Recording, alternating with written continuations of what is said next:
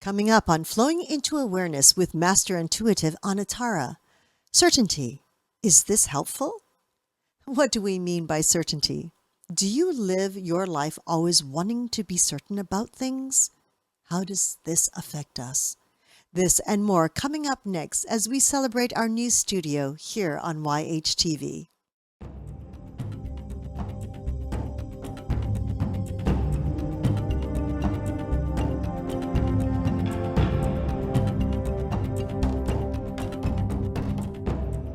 This week's episode is brought to you by Support the Mountains Herbal Parasite Cleanse. This formula targets the small and large intestinal tracts and larvae, the most broad-spectrum formula available today. 100% organic, formulated by Dr. Mikio Sankey, author of the Esoteric Acupuncture series. For 10% off your first bottle, visit shopyogahub.com and use the coupon code CLEANSE at checkout. Hello and welcome to YHTV's Flowing into Awareness with visionary and master intuitive Anatara. I'm Christina Suzuma, your host for this program. And today we're speaking on certainty. Is this helpful? And with us is the beautiful Anatara. Good day, Christina. Hello, Anatara. How are Are you you? feeling well? I'm feeling certain that you and I are speaking right now. Please make that be the only piece of certainty that we have. we don't want to be relying on it in any other way at the moment. No, Oh, not at all. I've been observing the concept of certainty, of being certain, of looking at the word and wondering what it actually means to me, or what it means to other people, or what it just means to our overall consciousness. Certainty, being certain about something. What makes us feel certain? So there are many ways that we can sort of evaluate our interaction with the idea, with the concept of being certain about something. I may be certain that someone is mad at me. I may be certain that today is a bright, sunny day. I may be certain that I'm in a good mood, but that if I happen to bump into this person or that person, I'm certain that my mood will change because I'm just not in the mood for that. I'm not ready for that. And what I really started to feel and know about certainty is that it becomes a crutch, and it becomes a very limiting factor in how we can perceive our world and literally proceed through our world. So there are certain things that we can be certain about. If we're working on a mathematical equation and using the laws of that particular type of math, we can be certain of what the outcome, or what the conclusion of that equation will be. That's one kind of certainty.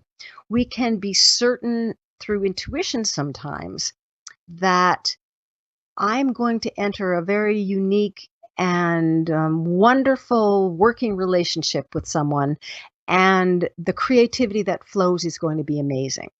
So there are sort of colors to those kinds of certainties. There are variables to the way we look at it. And the most important thing that I want to sort of give to all of us is that if we are invested in certainties, if we depend on an outcome to be a certain way, no matter what else is presented within that conglomeration of possibilities, then we are limiting ourselves. We're holding ourselves back. We're putting up a curtain that says, because I believe in this one particular certainty, nothing else is available. I've cut myself off. I've tuned myself out. So if we are invested in outcomes needing to proceed the way our idea of certainty exists, then we're going to miss a lot. And we're going to actually and literally throw a lot of doubt into the regular way that we form ideas, the regular ways that we make choices, and even in the kinds of relationships that we have. So the idea that I'm offering with this is that we instead watch what we feel certain about, that we examine something and we say, now, why do I believe that? Where does my belief in the certainty come from? Is it because I need it to be that way? Is it because I am dealing with something mathematical and if I stick to these rules, this is definitely what's going to happen? Is it because I'm attempting to create a certainty for someone else? If we look at what we believe about something, why we believe that we are certain about something, then we can hopefully see that there are other ways to announce that concept to ourselves and to others. And that if we take a step back from something that we think we are wholly certain about, that we're going to find that there are various shades and actually different colors of that idea that are more informative and more breathtaking in some ways and may demonstrate a lot more creativity to us. So it's that concept of being invested in a certainty. When we are invested in something, what happens to all of our other abilities, to all of our other senses?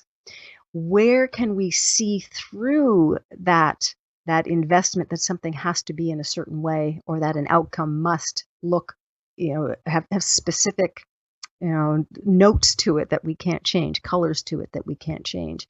And then how do we remove the requirement for it to be certain so that things can be far more magnificent and far more exciting?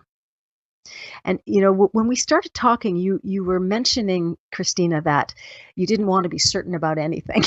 Let's not be too certain about things. What does this mean to you?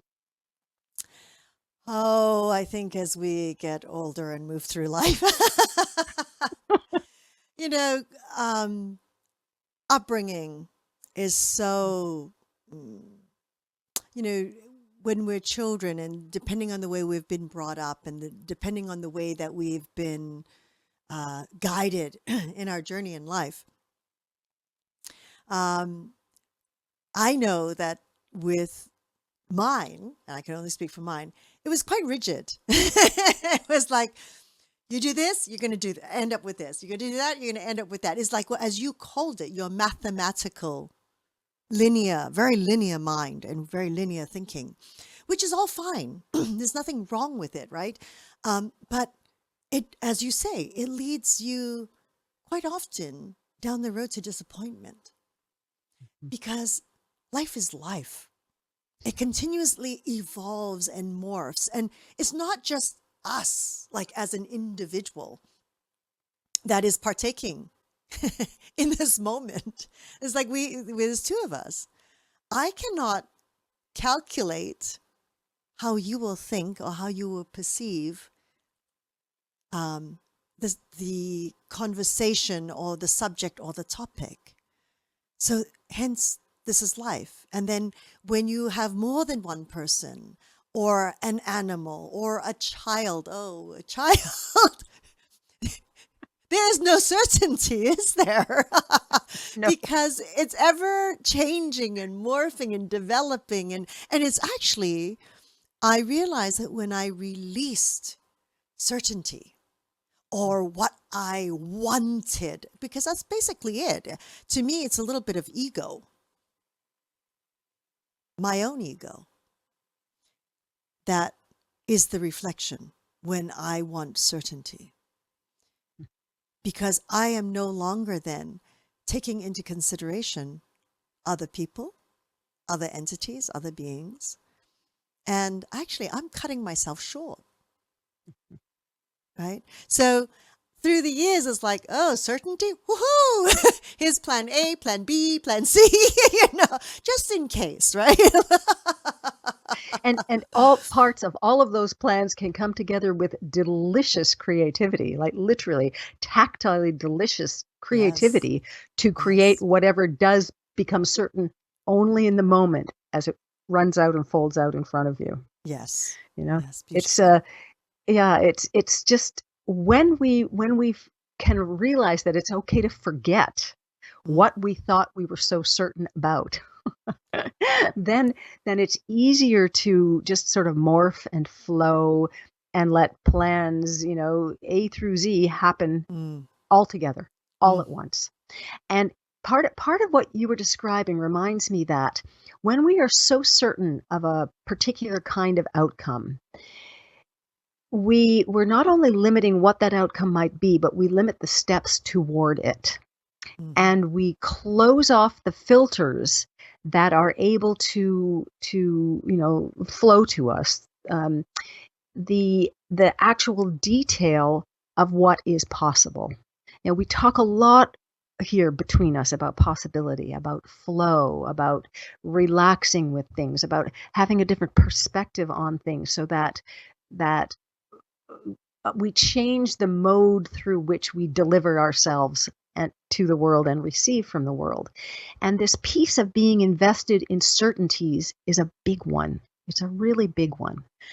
The investment could instead be in watching the certainty change. you know, mm. we could instead think, "Oh, look, I was sure that was it. I was certain about that, and now, oh, there's another certainty that popped up right over there, and oh, over there's another one. And what do they mean, and what are they all trying to tell me?" Then we pick whichever one in the moment, only in the moment feels appropriate, and then we allow the next moment to bring up the next certainty. Mhm. So, certainty doesn't have to be a bad word, but it needs to become a more flexible concept. Mm, mm-mm. Then it doesn't, then is no longer certainty, Well, maybe right? we can redefine it. It's improv. No.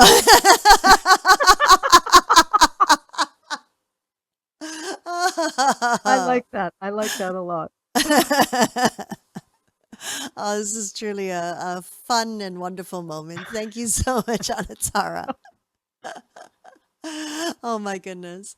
And of course, we would love to thank each and every one of you for joining us here today and for your continuous support in this new YHTV studio. And we hope to be bringing you more to help find balance in life, and whether it be for you or a loved one.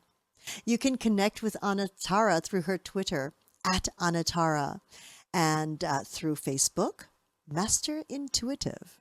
And of course, through her website, anatara.ca. Anatara.ca. Again, we look forward to bringing you more. Connect with us. There is a comment box in our website on the same page. Type in a question or anything that you feel that comes up for you when you're watching this program. And I'm sure we will get back to you. We will make sure we get back to you. Or give us a call at 818 Let's Talk. 818 Let's Talk. We'd love to hear what topics and subjects that you might like to hear about, you would like us to touch upon. And we would be more than delighted to do so. So please help support us by joining us on iTunes, YouTube's, I think Stitcher. We're on different radio podcasts, etc. You can check that all out through our website. And give us a like, a thumbs up, give us a comment. That will really help broaden the number of people that we reach. As you all know, social media is very powerful today. And we invite you to continue to support us and help us grow this community. Thank you so much. And until next time, namaste.